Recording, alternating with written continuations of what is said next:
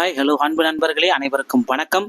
இன்னைக்கு நம்ம இந்த வீடியோவில் இதை பற்றி பார்க்க போகிறோம் அப்படின்னு பார்த்தீங்கன்னா, தமிழகத்தில் ரேஷன் கடைகளில் விற்பனையாளர்கள் மற்றும் கட்டுநர்களுடைய முடிவுகள் எப்பொழுது வெளியிட போகிறாங்க, இது குறித்து அஃபிஷியலாக கிடைக்கப்பெற்ற சில புதிய தகவல்களை இந்த வீடியோவில் பார்க்கலாங்க.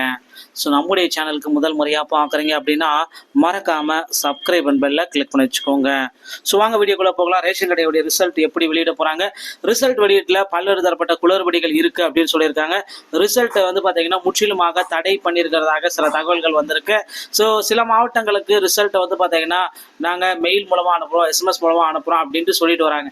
இதோடைய உண்மை நிலவரம் தான் என்னவா இருக்கும், இது குறித்து இந்த வீடியோவில் பார்க்குறோம். ஸோ ரேஷன் ஜாபோடைய ஒரு அப்டேட்டை தான் இந்த வீடியோவில் நம்ம பார்க்குறோம். ரிசல்ட் பற்றின அப்டேட் தான். ஸோ தமிழகம் முழுவதும் இருக்கக்கூடிய ரேஷன் கடையை பொறுத்தவரைக்கும் சேல்ஸ்மேன் மற்றும் பேக்கேஜர் பணியிடங்களுக்காக 38 மாவட்டத்திற்கு அதற்குண்டான இன்டர்வியூ நடந்து முடிஞ்சிச்சுங்க. ஸோ ரிசல்ட் பற்றி தான் பார்க்க போகிறோம். முக்கியமான அப்டேட் வந்து கிடைச்சிருக்கு. அமைச்சர் பெரிய கருப்பன் அவர்கள் முக்கியமான அப்டேட்டை தற்சமயம் கொடுத்திருக்காரு.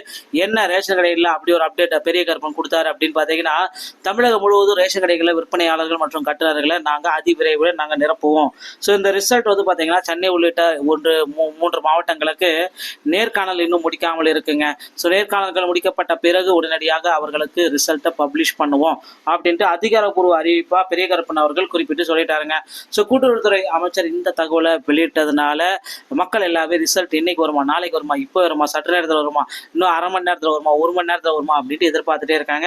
ஸோ ரிசல்ட்டை பொறுத்த வரைக்கும் கவலைப்படணும்னா ஏப்ரல் 27 காலை 10:30 மணி அளவில் வரும். ஸோ திங்கட்கிழமை காலையில் 10:30 மணி அளவில் ரேஷன் கடையுடைய ரிசல்ட் அதிகாரப்பூர்வமான இணையதளத்தின் மூலமாக பெற்றுக்கொள்ளலாம் என்ற தகவலை நமக்கு கொடுத்துருக்காங்க.